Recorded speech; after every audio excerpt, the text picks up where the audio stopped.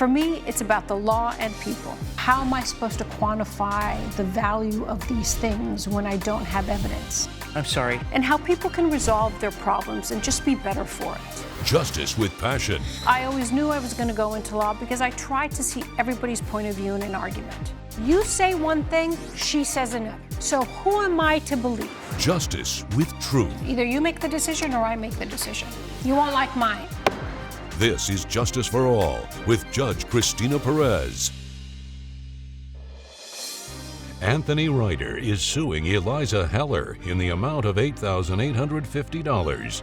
Mr. Ryder claims his fiancé broke things off when she discovered a secret about him and says she kept his engagement ring. Ms. Heller is countersuing for $10,000. Okay, Mr. Ryder, you, from what I understand, are suing your ex-fiancé for $8,850, which is the value of an engagement ring that you provided her. Correct. And you, Ms. Heller, are countersuing Mr. Ryder for $10,000. Yes, Your Honor. For emotional distress. All right, so you start, Mr. Ryder. Yes, I'm suing for the cost of the engagement ring that I purchased for her when we were engaged. When she broke off our relationship, I requested several times that she return the ring to me, and she refused to do so. In later communications, she explained to me that she had sold the ring. Okay. And that's it. I just would like to have the ring back. You are from Alaska, and the jurisdiction is basically a no-fault jurisdiction, which essentially means they don't look at fault, but they look at who broke off the engagement, right? Right. So the person who broke off the engagement doesn't keep the ring. So who broke off the engagement? Well, I did, Your Honor, but that is because I had found out that he has been married for 8 years while we were together. We have been together for 3 years. We were engaged for 1 year. Wait. Is that true? She was also already married when we met. No. I'm asking you. Is that true? Are you still married? I am married. So then why did you propose to the defendant if you were married? I am still. You left that out. I still am in a marriage that is a business, we are raising our children together. And but how could you ever propose to somebody if you can't actually get married? I fell in love. Okay, all right. Why don't you tell me the full story, Mr. Ryder, because you left that out. Well, I'd been married for 5 years. My wife and I were married because she got pregnant. Okay. And we wanted to keep the baby. She wanted to keep the baby, and I did what felt like the responsible thing, thinking that we could work things out, that we could have a marriage that was happy for both of us, but it wasn't. And I happened to meet. And you have one child only? We have twins. Okay, twins. Nicholas and Oliver, they're nearly 9. Okay. And you guys have been married for how long? 8 years now. 8 years, okay. And you don't want to be in that relationship? We're making things work. But I did not, when I met. I know, but let's talk about before you met her. Did you have an intention on divorcing her? I was not happy. At the time, I felt like I needed to do what was needed to for the stability of my sons. Okay. To provide them an upbringing that I didn't want them to live in a broken home, to grow up with divorced parents. So I was trying my best to make the relationship work. Okay. And then you met Ms. Heller. And I met Ms. Heller, and I was head over heels the night I met her. It was a whirlwind romance. With the first night we met, it was like magic. She was married at the time. Mm-hmm. Did she tell you she was married at the time? Well, she was wearing a ring. Oh, okay. And we did talk about it. Oh, so she told you she was married? She told me she was married. And you didn't tell her you were married? And he wasn't wearing a ring.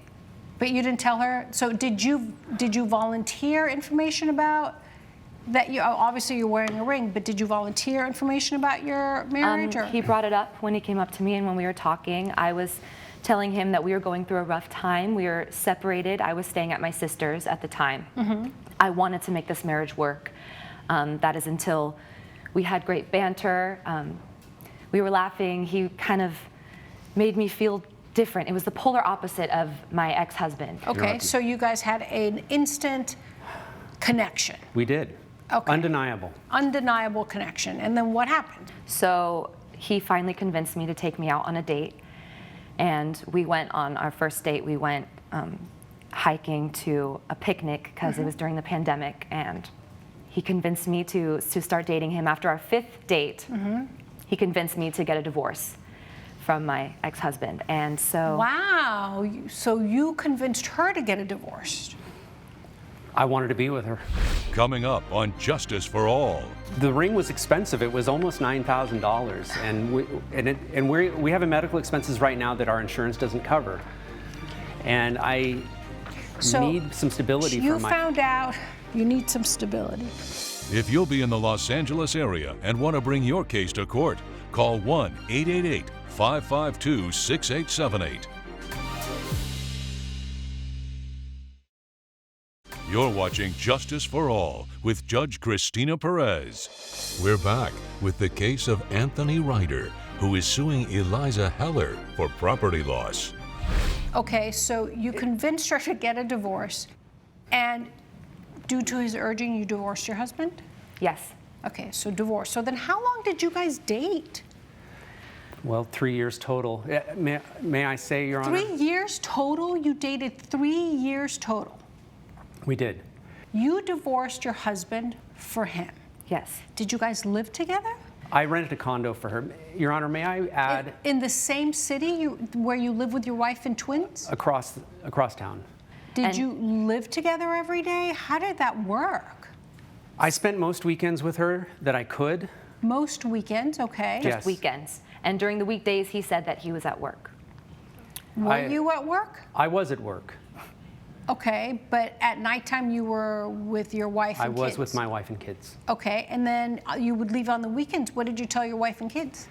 I told her that I had business, that we were that my company was expanding. We'd been acquired, which was true, and that I had to do networking events on the weekends. And your wife was okay with that, and you left almost every weekend. She was used to me needing to travel for work. Okay. Did it bother you that he was not with you on the weekdays? Yes.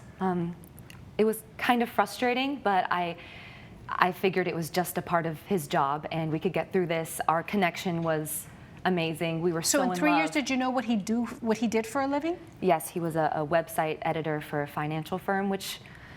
It's part of what I do. There's a lot more to it. Kind of confusing, but I trusted him. That's... Okay, because you were instantly in love with him. Wow, okay.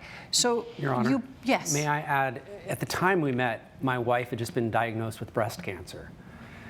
And so that added to the complexity for me. I couldn't, in good judgment, leave her with our children when she was going through all of that. She had just been diagnosed. She was in the process of getting a biopsy and having that evaluated. And there were, as our relationship progressed, there were multiple surgeries, a mastectomy. It's been a roller coaster. So it wasn't so simple as that I had a wife and her on the side. There was a lot of complexity to the situation and reasons that I needed to be there for my sons and be there for their mother. And it was very, very, very noble of you. But the point is that you were married and engaged to somebody else. Did you ever meet her family, like her parents? That was part of one of the issues that we were dealing with. Is she really wanted me to meet her parents? She wanted to set a wedding date. She wanted to choose a venue. Well, of course, because you proposed to her, and it had been 3 years since you've been married. I mean, engaged. I understand. So why was that a problem for you? Why was that such a big deal? It just felt very. It felt very definite, and I needed time. I needed time to work things out at home. More times in 3 years? I mean, you couldn't figure out in 3 years? I mean, you were leading a double life, essentially. A double life. But there were reasons for it. You were leading a double life. Your Honor, it sounds like... I'm sorry, he kept me in this condo, just waiting for him to come back. And when I wanted him to meet my family, I didn't see him. I only saw him once a month for 3 months. And I got so angry and depressed, and that's wasn't me with him. I was so happy when we got engaged. Your Honor, can I show you the evidence of the post Sure, of go our ahead. engagement?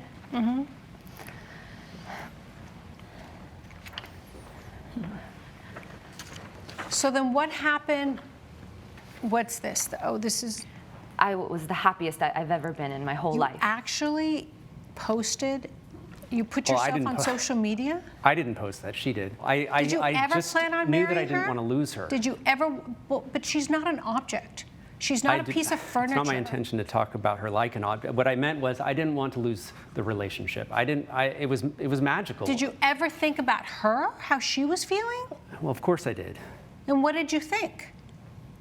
I was doing my best. I was doing the best I could in the situation I was in. 3 years.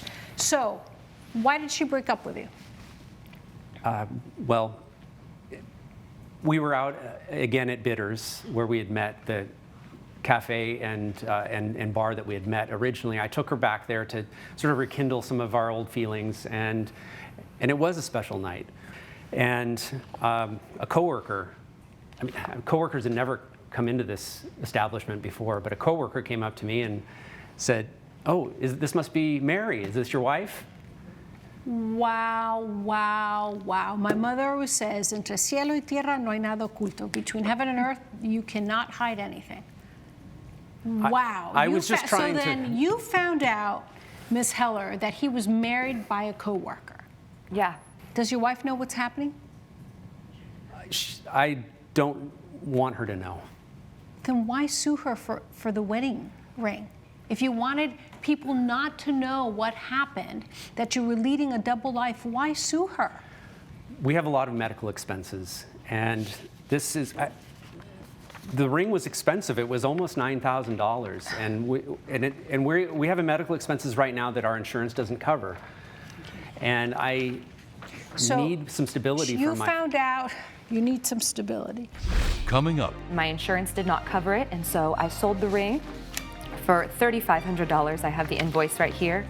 That's not even half the cost of the ring. Okay, well, I didn't know how much the ring was, and this is what they offered. Well, you could have asked me. I was trying to text you. you're watching Justice for All with Judge Cristina Perez. We're back with the case of Anthony Ryder, who is suing Eliza Heller for property loss. I'm not trying to undermine the situation your wife is going through in the least bit. She's an innocent person when it comes to this. I feel horrible she was lied to, because one day your kids are going to find out. They're going to know that you had a 3-year relationship with some other woman who was not their mother while their mother was suffering from breast cancer. The sacred family that you tried to protect one day will know what you did, and who knows how they will react, right? Who knows? So you found out that he was married, and what did you do? I broke it off right away. I got all of my things from the condo, and I moved back in with my sister, and I couldn't believe it, and so I looked it up, and I found the marriage certificate of Anthony and Mary, and here it is. I don't need to see that because I know they're married. And it was the worst time of my life. You met him, the person you thought was the love of your life, you dated, you were engaged for 3 years, and then you find out that it was all a lie. Yeah. And so I went to therapy. I've been going to therapy. I went for 4 months, twice a week, and that was a total of $8,000, and my insurance did not cover it, and so I sold the ring for $3,500. I have the invoice right here. That's not even half the cost of the ring. Okay, well, I didn't know how much the ring was, and this is what they offered. Well, you could have asked me. I was trying to text you. Coming up, I cannot believe that he could do this to me and sue me when he has ruined my life. It's really hard because my whole life has been turned upside down. Everything was a lie.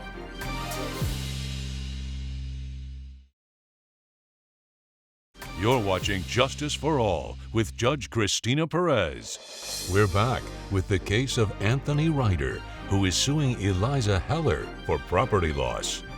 And then how did you reach the $10,000 for emotional distress? I had no intention of suing him at all. I never wanted to see him again. And I had every intention of keeping the ring and marrying him, and he gave it to me as a gift. I understand that you have not been able to go back to work you were not able to go back to work for quite a while? Yes. From your doctor's letter? That is correct. Due to the severe anxiety, and you also suffered in your confidence, obviously, your medical diagnosis is pretty clear. Wow. How do you feel now? I'm better. I'm taking it day by day, but being here right now is very hard. I cannot believe that he could do this to me and sue me when he has ruined my life. It's really hard because my whole life has been turned upside down. Everything was a lie. All right. My feelings weren't a lie. I think you should stop with that. Honestly, really stop with that because, so let's be clear. So Alaska has a very, very clear statute on what happens with engagement rings, right? So as I explained before, the law says that the person who broke up the engagement does not keep the ring. Make sense? So since he did not break up the engagement, despite of the outrageous behavior of leading a double life, leading you on, lying to you, defrauding you, just basically putting you in a situation, in an unreal situation, the law says that he would still get it back. So based on that, yes, technically, you have to give him the ring back or the value of the ring. Judge Perez's verdict when Justice for All returns.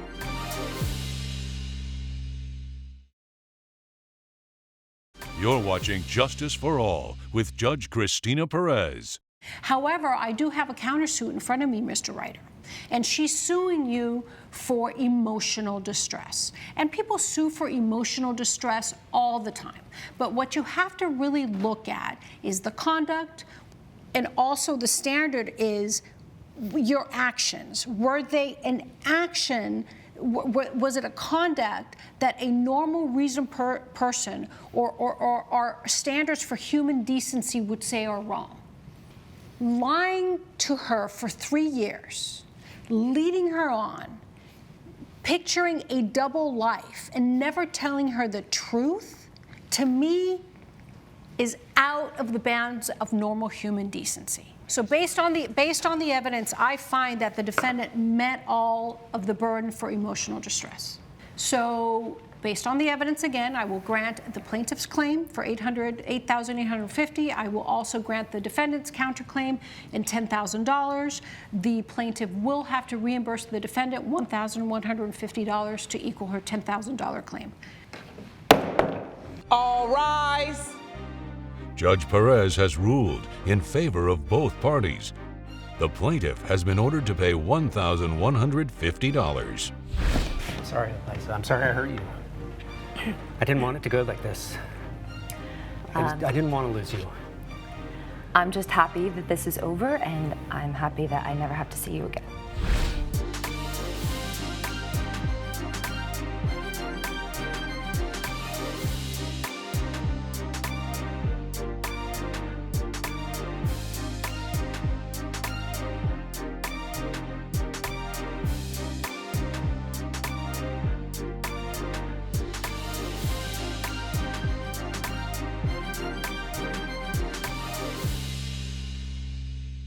This has been a production of Allen Media Group.